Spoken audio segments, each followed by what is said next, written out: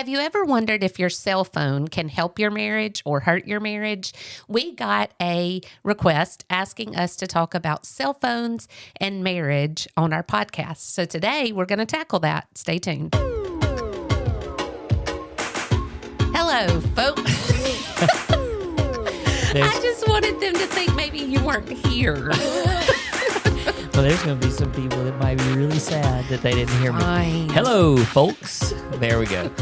That was kind of funny, though. Y'all should see us because probably the most difficult part of the entire podcast for us is trying to come up with the little short intro right at the beginning that just sort of introduces the podcast. And we sort of fight over who's going to have to do that. Do you think and it's the only thing that we ever have to, like, I know. do that again, I know. do that but again. do you think do you think anybody's ever heard the intro and been like, yeah, I'm not listening to that? They may have just. They're like, oh, Heather did the intro. No, I don't think that has anything to do with it. Goodness. Okay. But it is going to be a super interesting topic today. Yeah, sure. Why not? We had somebody, like you mentioned in the beautifully done intro. Thank you. I mean, just Crushed it. Crushed it. Mm-hmm. But somebody on the survey that we did, which we got so many responses. Yeah. That was just really, really good for us. But we've been compiling all that data.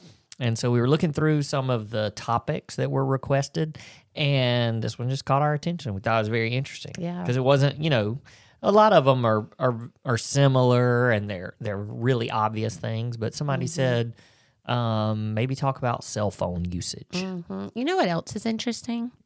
You just said data, and I don't say data. You say data? Yeah. Okay. I just wonder, do you always say data? Like the program Bacon wants to get into, sports management, data, and analytics, right? Not data. I think I say data. Do you? Wow. I guess. I don't really know. Tomato. Well, let's do that'll be fun. Let's do a survey this week on Instagram. Not a survey, but a poll. Yeah, and is that poll going to say, do you say data or data? D-A-T-A or D-A-T-A? Check one. Could you put the long, hash mark? Well, you could do it as a video. Oh, yeah. But then say people data would have to listen to it. Yeah. We're getting true. really deep into some weeds here that we should not even be all doing. that done on a cell phone. Okay, Speaking of cell phones, I mean, if we were going to do cell phone, is it a cell phone data plan or data plan? Ooh, I say data plan. Huh? I say data plan. I know, that's what you just said. Hey, that is not what we're talking about today. We are talking about cell phones and how cell phones can affect your marriage. So, yes, and they can definitely affect your marriage in lots of ways. yeah. Hey, well, while we're getting started with this, why don't we because everybody that's listening to this, they're like, all right, here we go. They're going to tell us all the things that are negative about our cell phones. So why don't we start off and tell a few positives? Okay. Yeah. Yeah. You weren't expecting either. You were like, okay. Oh. No, I have one right away. You use a cell phone in an incredible way to encourage me throughout the day. It lets me, by sending me text, you let me know you're thinking about me, and you let me know that you're praying for me. You ask me how you can help me, like, hey, I'm going home for lunch. Would it help you if I ran by the grocery? There's lots of things that you send me throughout the day that are encouraging. Yeah. Well, Look at that right off the bat. Well, I mean, I think that, one of the things that people kept telling us that they wanted us to talk about was communication or lack of communication. And it's sort of hard to believe that marriages have communication problems when we have a communication device that never leaves us. stays in our hand all the time or in our pocket, but we can't communicate with each other. And I think, so when I think about, and I know our topic's not necessarily communication, it's specifically about cell phone, but when I think about communication and the problems that we have as married couples, one is just that we just don't talk, like just in the day-to-day things, we don't communicate very well. And I'm just saying in general, we do a good job of it. But I'm thinking, why? Like, we literally have a device. We're talking about a cell phone. So the communication should be so much easier and enhanced. Now, then you've got the whole, well, our communication, maybe it's not so bad that, we know how to get from point A to point B, and we know about picking up the kids or picking up groceries or whatever. We just don't talk, and we don't share, and we don't communicate. Mm-hmm. Well, just like what you said, though, and it doesn't need to be that the cell phone is the only method of that communication, but it can jumpstart a lot of stuff. I think, to be honest, I think it's a great tool for flirting. Mm-hmm. And because, and part of that too is, I know that a lot of couples, they kind of fall out. After the honeymoon phase, they sort of fall out of the habit of flirting, and sometimes even forget how to do it. And it's a little uncomfortable. It's like, we're married, why do we do this? And that's a really easy way to do it in a way. Not that I'm saying to hide behind your cell phone. It just makes life fun, So if you use your cell phone for positive things like encouraging each other throughout the day, flirting with each other throughout the day, communicating so that there's not the big mistakes and the blow ups when you didn't tell me this, or we didn't communicate. I'm even thinking of the positive part of a calendar and being able to just always know what's coming up so that there's no surprises. Right. We use our calendar religiously. And so I just think there's so many positive things. Yeah, I agree with that. Okay. You were making yourself some notes over there. Yeah, I was. Okay. But none of them, one of them, a negative spurred from what you were talking about with the constant communication, being able to go back and forth. Mm-hmm. I think that there's a little bit of danger in that, because when you get home, it's like, oh, we've talked about everything. I can remember when you would go on trips when we were dating or young married, when cell phones weren't as big of a deal. And you would come back from your trip and we would spend hours like, oh my gosh, this happened and you'll never believe how this happened. And while you were gone, this happened at work, or, all of that good communication back and forth, just telling each other about our lives over the week. Where now when you go on trips, we're able to communicate during the day, like, Logan did this, guess what, this happened. And so when you get home, there's not that massive, shared communication. Mm-hmm. Yeah, but you know what you could do instead? You get home and you're like, well, we've already talked about everything. Well, we should just kiss. Let's just make out. What else is there to do? That's There's right. nothing to talk about. Let's just make out. That's right. Because I missed you. You're so weird.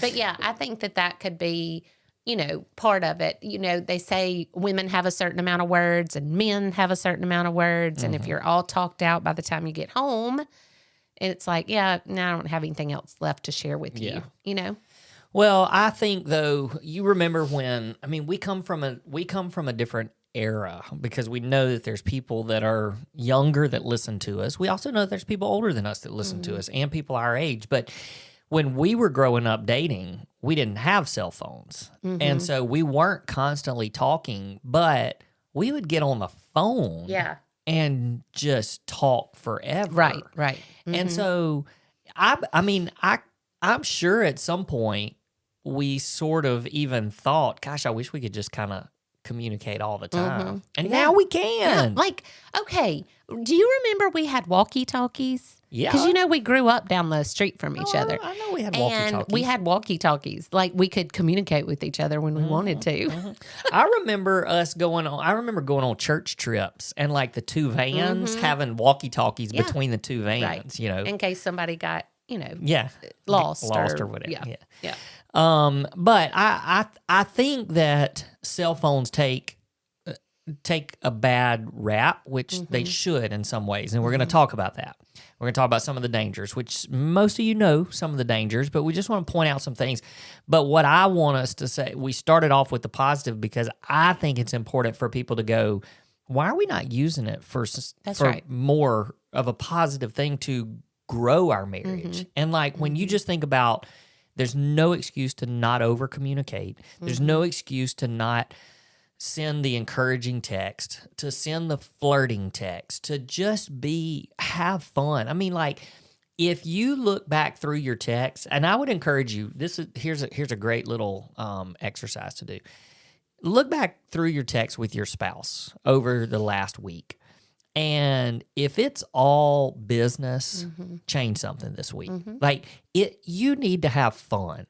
Yeah. Like, have fun with your spouse. And if it's sending, funny memes or whatever, just little funny things that you've seen, or funny pictures, or, the flirting, the just very encouraging, I love you, all of that. If you're not sending that, you're missing a huge opportunity to make something that I believe that God can use it for something really powerful in your marriage. But instead, when you think about cell phones and how it affects marriages, it automatically goes to negative and what Satan is doing to marriages through them. Yeah. So, and we have a group chat among our family too that you and I are both in, and our kids, and we make each other, like, you make me laugh so hard in that group chat and it doesn't even have anything to do with us necessarily, but I laugh with you and think, oh my gosh, he's such a good dad, and I have all of those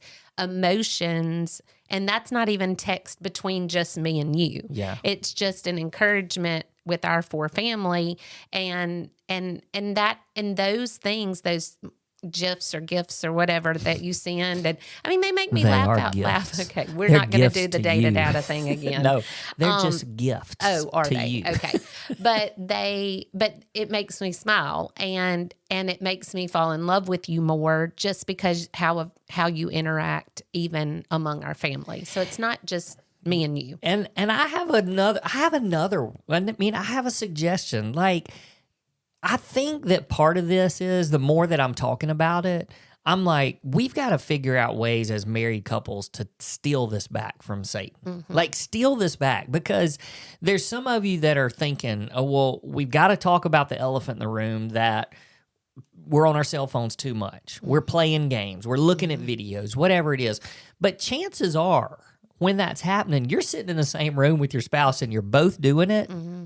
There's even a way to steal it back then. Like, if you're looking over there at them and you're like, they're just looking at their phone. Well, send them a text. Send them a text. I mean, and don't be a smart aleck and go, I have to send you a text to get your attention. No, it's just have fun with, like, it can be a very positive thing. All right, let's flip it. Let's flip it real quick. And let's just talk through some of the really obvious and negative things that can happen. Go back. Let's go back, because there's also this very positive thing that, in case y'all don't realize, our ministry is very, very active on social media. And if it wasn't for our phones and being able to do that, then we wouldn't have this incredibly massive reach that we have. Like God is in that. Absolutely. And so I don't want anybody to listen to this going, oh, they're attacking the cell phones, because I would say that there's a whole lot more positive that can happen. It's just a matter of making sure that we don't get sucked into the negative stuff. Right. Well, the cell phone can be a tool, and it's whose hand is it in? Yeah. Are you putting it in the hand of the enemy? Or are you putting it in the hand of God and that letting it be used for his glory and his purposes rather than the hand of the enemy? Yeah. I mean, I bet those 12 apostles thought they didn't think, but I bet they're like, man, what if we had cell phones back then instead of having to walk all those miles That's to right. go share the gospel with people? So, yes, there is some great positive things. All right.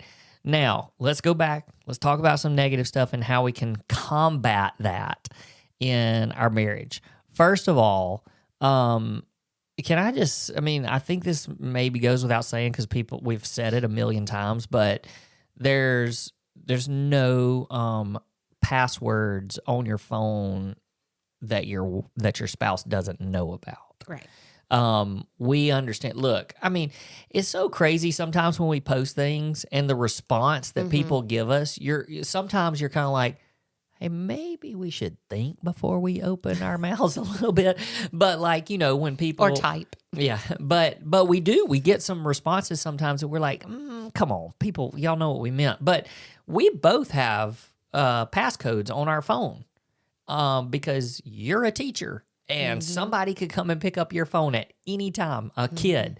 And I just have it because I never know where my phone's gonna be. I mean, what if it's laying around and somebody picks it up, But we know we actually have the exact same passcode. So it is, I mean, if I need to pick up your phone for any reason, then I don't even have to ask you, what's your password? Well, and we have grown children. Like I know that you wouldn't want it on there if you have younger children for them to get on. But I mean, our grown children even know our passcodes because they're like, Mom, let me borrow your phone real quick. Blah, blah, blah. And I love that they know we don't have anything to hide from them either. No. Now, around Christmas time, every now and then, I'll say, don't get in my Amazon account or whatever. But they have just as much access to it. There's just freedom in that. You know? And there should be, and that's the thing, there should be freedom. And that obviously goes for not just the passcode on your phone, but like anything that you're doing, social media, like your spouse just needs to be able to have complete control of that. Yeah. If they want to go in and look at any time, and it's not that I know that there's people where there are trust issues because of things in the past, but there's also just this accountability. So even if nothing has ever happened in the past, there's no reason to be, suspicious or untrusting or anything like that. It's just, hey, I'm an open book. Now, we have dealt with some couples before that were not willing to do that. Yeah. And we can honestly say those people are in trouble. Yeah.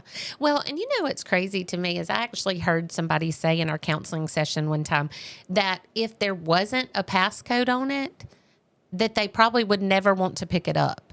But the fact that they had a passcode that they didn't know made them curious. That's right. It's like, why? Yeah. Why Like are it's don't touch the wet paint. Like, you saying don't do it makes you curious. So I want to touch the wet paint every time I see a sign like that.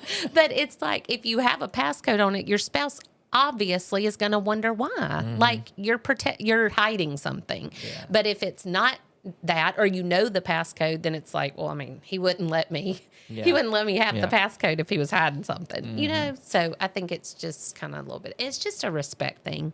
Yeah. For sure. And not only that, but the communication that you have with people through your phone, that's a massive danger. Yep. And it is great for business and for quick communication and things, but if there are any signs that you are over communicating or too frequently communicating or even inappropriately communicating with someone of the opposite sex, then that's not your spouse. Yep. Then it has to stop. That is, I'm telling, we have seen it is the biggest red flag for walking yourself down the road towards an affair. Yeah. Well, and if you listen back to our story, it was the first thing, the thing that I can go back to and pinpoint. Yeah. of what started it. Now, in the moment, I didn't know that that's what started it, but looking back, I can go back and pinpoint that was it.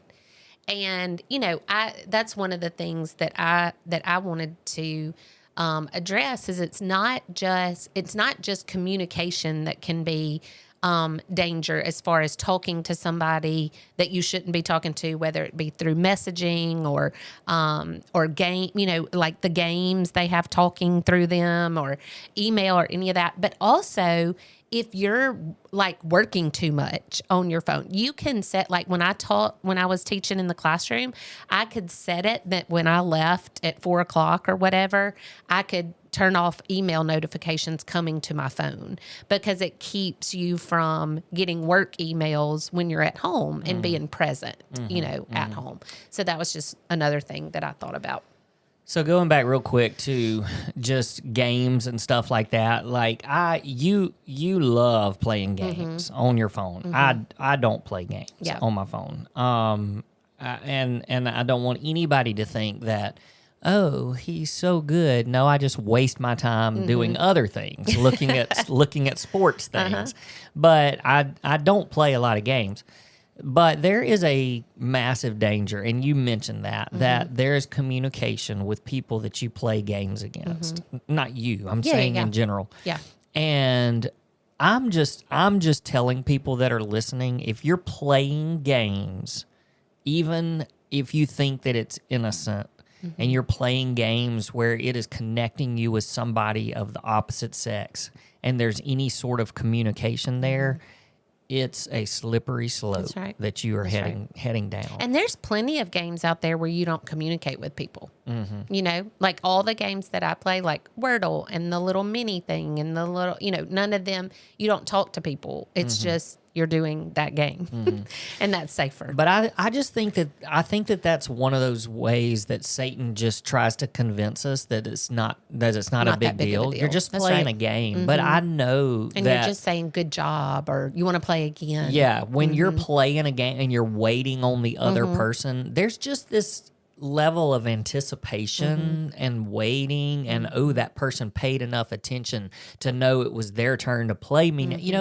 And even if you don't think that's really going through your mind, it is. Yep. It is. And it is I must be important to them because they played me right back. Absolutely. And so I don't know how else to tell people that are listening to this other than just stop. Yeah. Like you're married. Ruining your life is not worth it, and ruining your marriage and your kids.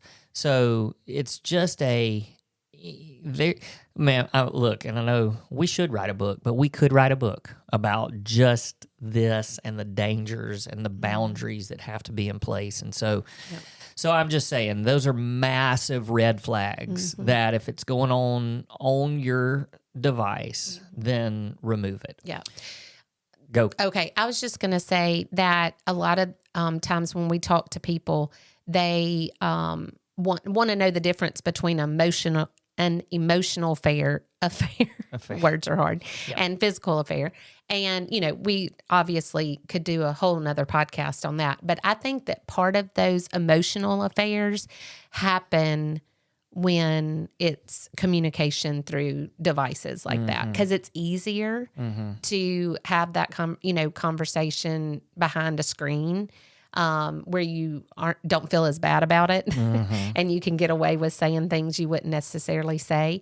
And, when you're communicating with somebody through email or through Messenger or whatever, you just have to make sure that you're doing it business-like. And if it goes into anything that's personal, as in how was your weekend, or, you just have just keep it business when you're talking with somebody of the opposite sex. And I think that is one way that emotional affairs happen. Even if it's super, super innocent, you email a colleague about something and then they text back or email back and they're, how was your weekend? I saw you went to the whatever game, like on social media. I didn't know you were a football fan. It starts this connection of back and forth that there's no reason for. There's no, I mean, you don't want to be rude to people because you work with them, but you also can shut that down really quickly by answering, really short and to the point and not getting into a back and forth emotional communication with them. Well, I think that an emotional connection can happen even without the other person reciprocating it. Yeah. And so much of that, I think, happens through social media because you can gain an attachment to somebody by following their life and their story, a little bit stalking almost, but really just, you click on these pictures and you're scrolling through, and then it becomes, I mean, whether you like how they look or you just like their life or their story or you feel sorry for them because something's happened, but there becomes this emotional attachment that they may not even know is going on, but then again, it's just that one step away from something, taking root. That's and right. then it can become extremely dangerous. Yeah, I think the really dangerous part of what you're talking about is you start to compare. Like you're following along with somebody's story, or you're, maybe their kid's doing something that you wish your kid was able to do, whatever. And then you're all of a sudden comparing your life to their life or your spouse to that man that you're following along with, or you're following some lady's journey and you're like, oh, I wish my wife would do that.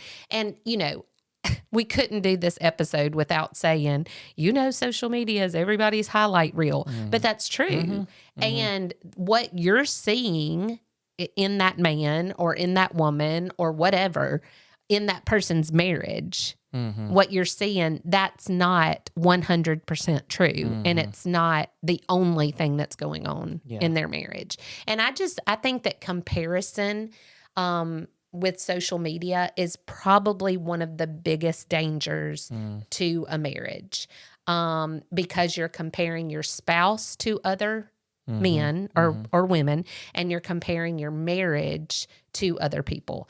And I mean, it can be, oh, they got to go on this trip, or they can afford to dress like that and go to big events, or he loves her enough to do a picnic. I mean, it doesn't have to be money related.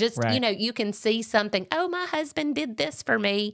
And you're like, my husband never does that for me, And so I think the comparison game is probably, we hear all about it with teenagers and young adults when they're comparing themselves to other people, and they start getting depressed because they're comparing themselves to other people. Same thing with marriages. Yeah. You can convince yourself that you don't have a great marriage, and then that gets worse and worse and worse the more you compare it to people that you think have the perfect marriage. Last thing, let's talk for just a minute or two about just the amount of time that is spent on the phone and how much of a distraction that it can be, especially if you're at home and you're using that as your means of escape and not engaging with your spouse. Yeah. So I think that that's a significant danger. And actually, this is not an area that I'm good at. I do, like you said, I do love to play games on my phone, and I'll catch myself, even if something's on TV, like watching a football game or something, I'll still play a game while the football game's on. And I kind of say, oh, but I'm in the room with them, but it's not really being engaging, and not really being alongside. Like yesterday, we unexpectedly had a day at home, and we could have spent most of the day on our phone, but we were like, hey, let's do something together. And even though we watched an entire Netflix miniseries together, we were doing it together. And we needed some time just to do that. And so it's not that you have, we should put those phones down and go do something purposeful. You can still do things that aren't intentional, but you can be intentional together. Well, I think the difference in that is because you may say, well, what's the difference in going to a movie together or sitting at home and watching TV or a movie as opposed to just sitting there and both of you on your phones. But there is a level of disrespect and even some mistrust, and there's just this, what are you looking at? And I mean, and I think that just comes in general. I'm not saying between us, I'm just saying in general, there's just this, and almost like society even says, why are you on your phone so much? Yeah. And you just kind of think that and feel that when you're together.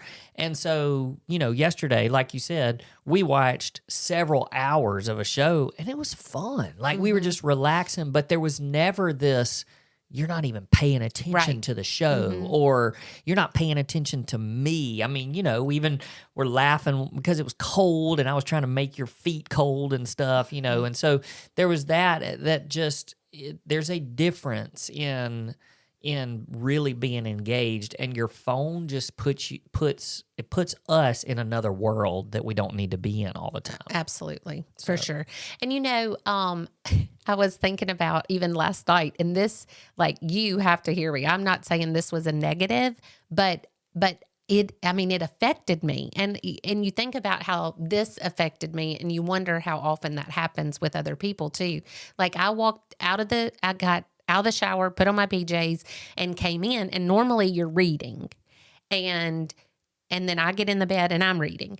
Well, you had on your headphones and you were watching a show. And I didn't care that you were watching a show like that. You were trying to finish up something you had started. But I was like, why aren't you watching it on the TV in our room? And the reason why I asked that, and you could have had all sorts of reasons, and you could have even said, I didn't want to bother you because I knew you were reading, which is super sweet. But even if you're watching TV in our room and I'm reading, there's nothing between us. Like the headphones shut you out and put you in another world. Does that make sense? Yeah. And I was like, I'm just laying here reading next to him and he's in his own little world, which is so not that different than you reading and me reading. But it's just it feels different. It feels different. It feels different. And you think about, especially if your spouse is going to bed to read or just going to bed and you stay up and you're on your phone.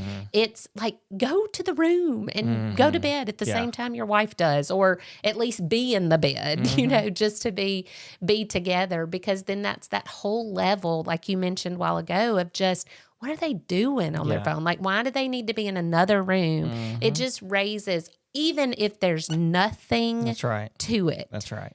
Even if there's nothing to it, it just raises this little, I feel like I'm not sure I trust that, or I'm not sure that I feel a oneness with them. And then it can just lead your thoughts down a rabbit hole where you can actually get angry at your spouse for no reason, really. But then if there is any sort of past hurt or mistrust, man, it just triggers, and it can trigger for no reason even. But, you just, that one little thought of, I wonder, hey, she may be playing a game, but who's she playing the game with? That's right. So we just, this is a great topic, as something that I think every marriage struggles with. We struggle with it, but there's also some really, really, really healthy things. And so what we want to encourage you to do tonight, don't get on your phone and play around. Get on your phone and flirt with your spouse if you have to. Actually, don't even do that. Flirt with your spouse in person. Put your phone away and just flirt with your spouse, period. All right. Hey, thanks for listening, and we'll see you guys next week. If you haven't signed up for our prayer challenge for February, make sure you do that, because it is coming up in just a few days, and we want to make sure that we're praying for your marriage during February. So redeemedmarriage.com. Yep, redeemedmarriage.com. There's a banner up top, and you can sign up there. All right, we'll see you guys next week.